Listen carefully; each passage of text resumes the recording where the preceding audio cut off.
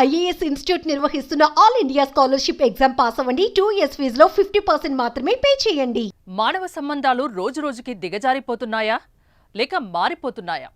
ఎందుకిలా జరుగుతోంది? దీనికి ప్రధాన కారణం వెస్ట్రన్ కంట్రీ కల్చర్ ఫాలో అవడమేనా? అయితే చేసేది తప్పైనా డేటింగ్, లివ్ ఇన్ రిలేషన్షిప్ వంటి అందమైన పేర్లు పెట్టుకొని నాగరికత అంటూ గుట్టు చప్పుడు కాకుండా బతికేస్తున్నారా?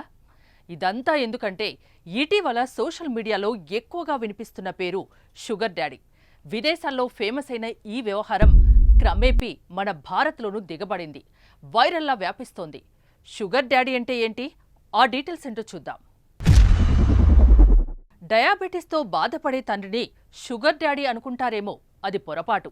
ఈ పేరుకు జబ్బుతో సంబంధం లేదు, డబ్బుతోనే రిలేషన్ ఉంది. అసలు విషయం ఏంటంటే, ఒక డబ్బున్న వ్యక్తి అతడు ఏజ్లో కూడా పెద్దవాడై ఉంటాడు. అలాంటి పర్సన్ చిన్న వయసులోని యువతితో రొమాంటిక్ రిలేషన్షిప్ కలిగి ఉంటే అతన్నే షుగర్ డాడీగా పిలుస్తారు. అయితే ఈ రిలేషన్షిప్లో ఆ అమ్మాయికి ఏంటి లాభం అంటారా? చెప్పాను కదా, అతడు బాగా సౌండ్, అంటే డబ్బున్నోడు కదా, ఆమెకు ఫైనాన్షియల్గా సపోర్ట్ చేస్తాడు. అయితే ఈ అటాచ్మెంట్ మ్యూచువల్ అండర్స్టాండ్ మీదే ఆధారపడి ఉంటుంది. ఎటువంటి బలవంతం, బెదిరింపులు ఉండవు. అయితే ఈ రిలేషన్షిప్లో అమ్మాయికి హెల్ప్ చేస్తున్నాడు కదా, ఆమె నుంచి ఫ్రెండ్షిప్, అటాచ్మెంట్, ఎమోషనల్, ఫిజికల్గా కూడా సంతృప్తి పొందుతాడు. షుగర్ డాడీలు జనరల్గా ప్రత్యేక సహాయం అవసరమయ్యే యువతులకు సాయం చేస్తారు.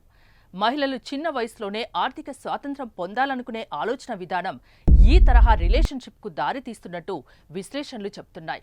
సాంప్రదాయ సంబంధాల కంటే ఇది భిన్నంగా ఉంటుంది. ఎందుకంటే ఇందులో ఆర్థిక, భావోద్వేగపరమైన రిలేషన్షిప్ మధ్య బ్యాలెన్స్ ఉంటుందంటున్నారు. విద్య, జీవనశైలి, కెరీర్ అభివృద్ధి కోసం పెరుగుతున్న ఖర్చుల్ని అధిగమించేందుకు చాలామంది యువతులపై ఆర్థిక ఒత్తిడి పెరుగుతుంది. ఒక షుగర్ డాడీతో రిలేషన్లో ఉంటే వారి ఆర్థిక అవసరాల్ని తీర్చుకోవడానికి ఇదొక మార్గంగా పాశ్చాత్య దేశాల్లో భావిస్తుంటారు. సోషల్ మీడియా, డేటింగ్ యాప్స్ కూడా ఈ ట్రెండ్ మరింత పెరిగేందుకు కారణమవుతోంది. వీటి ద్వారా షుగర్ బేబీస్ కూడా షుగర్ డాడీలు సులభంగా కనెక్ట్ అవ్వగలుగుతున్నారు. సాధారణ సంబంధాలతో పోలిస్తే షుగర్ డాడీ, షుగర్ బేబీ రిలేషన్షిప్లో స్వేచ్ఛ, స్వాతంత్రం ఉంటాయి. ఇద్దరు వ్యక్తుల మధ్య స్పష్టమైన హద్దులు, ఒప్పందాలు ఉంటాయి.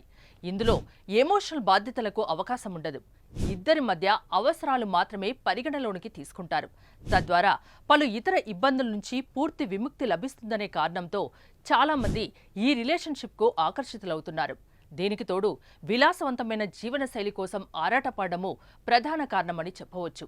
అయితే ఇది ఆ మహిళ భవిష్యత్ జీవితంపై ఎంతవరకు ప్రభావం పడుతుంది అనేది వారి వారి గోప్యతను బట్టి ఆధారపడి ఉంటుంది.